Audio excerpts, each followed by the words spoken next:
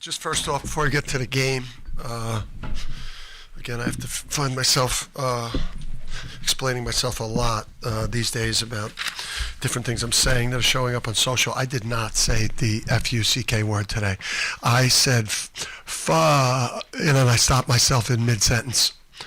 Okay, if you really listen to that video, I did not go all the way with that word. I stopped myself. Okay, so that's the first thing. And then second thing, championship response from us today. And that's my thoughts on the game. In particular, Cam, who's had to, he's had to eat crap for a couple days here. And he's been in a foul mood, and we've all been in a foul mood. Obviously, Tristan Newton, 15 defensive rebounds, but championship response. Cam, they cut to 5 twice in the second half. Get a timeout, he scores the jumper off the timeout, and then goes on his 6-0 run there. I mean, those are the kind of dagger. I just think, he's sometimes you can't let it, just always wait for the game to come to you. I think sometimes, too, when you play the better defensive teams, I think you're going to have to make shots in tighter windows. You're going to have to make more contested shots. You can't kind of, wait for, the perfectly clean look. You're going to have to make some tough ones. Villanova came in with a top 20 defense. Creighton the other day felt like Cam didn't pull the trigger. And again, like Creighton's a top defense. You've got to, you got to pull the trigger. You've got to attack. You've got to be able to make hard shots. I think he learned a lesson from that. So when you say he had to eat crap the last couple, you were hard on him in practice? I didn't have to be. I took my turn. But the family that guy's from and his makeup, and it's all internal. He doesn't live in the world that, most kids his age live in because he's not on social. So this was just a man that doesn't give a crap what people are saying on social. It's more his own standards, and that's what makes him special.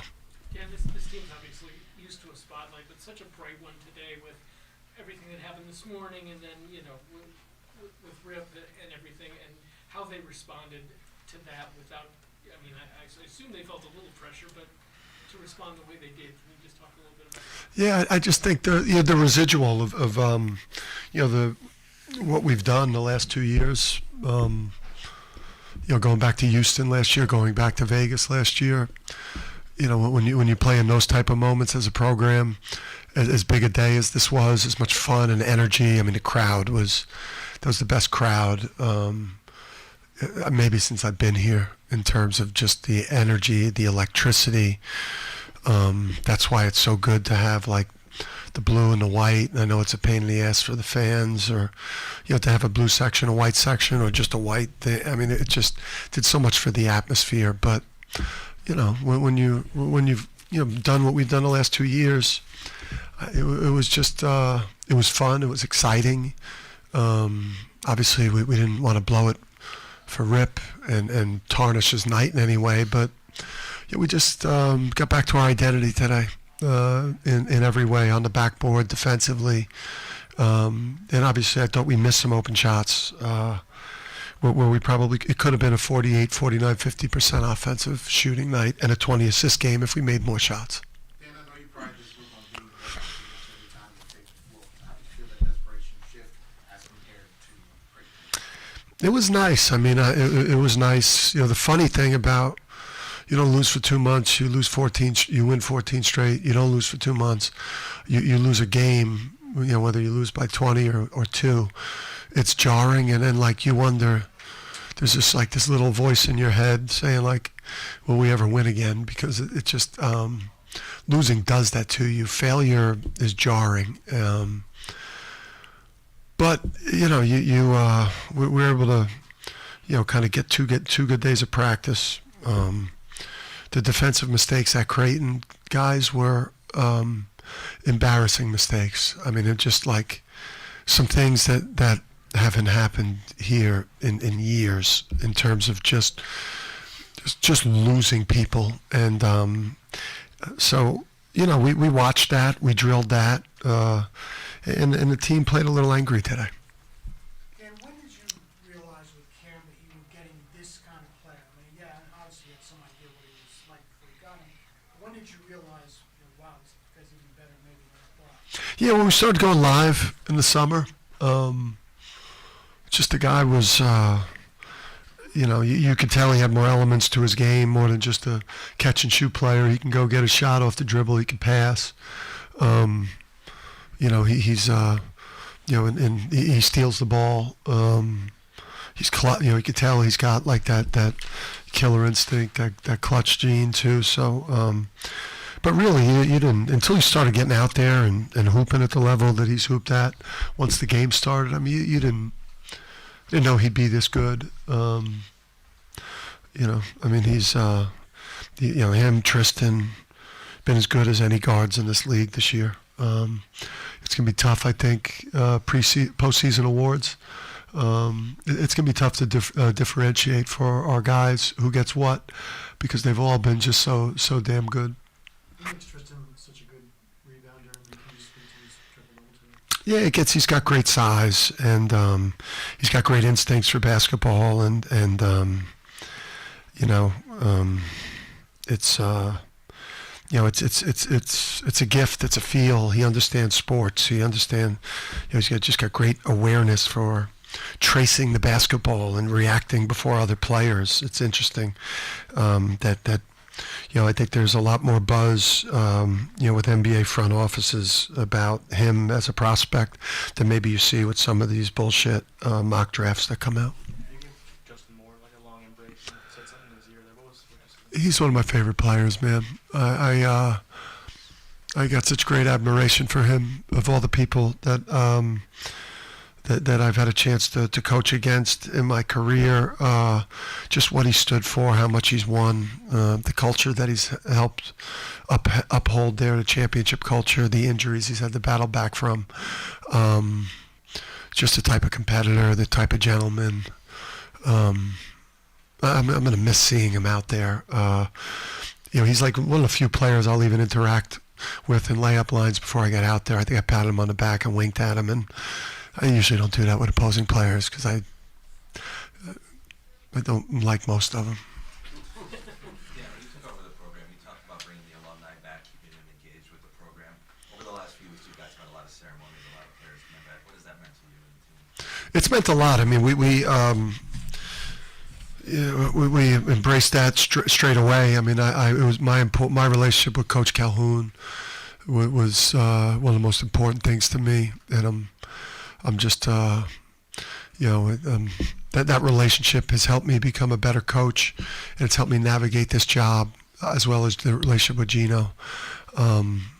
Navigating the Kevin's situation when he was let go and everything that went on there. There's a lot of healing that's gone on, and hopefully, we could get at some point heal enough to get KO back and wish him real well with the Brooklyn Nets and his opportunity. But it's just awesome to have Jake Voskuhl in there and Edwin Saunders and Rip tonight.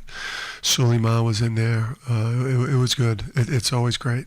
Did you like the volume of three-pointers tonight? I mean, since they weren't falling at a particularly high rate. It's about what you usually shoot, but it's just a matter you just got to keep shooting. And does that apply with Alex? And then how nice was it for him to get that?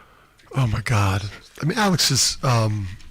It happens during the year. You go into a little 1 or 2 game funk. The good news for Alex now is that he's got like a clear runway to light it up the rest of the way. He's got his like bad stuff out of the way, which sometimes is good for a shooter player, where it's like, now I know I got the next month. I'm gonna hit everything. And I hope he listens to that soundbite.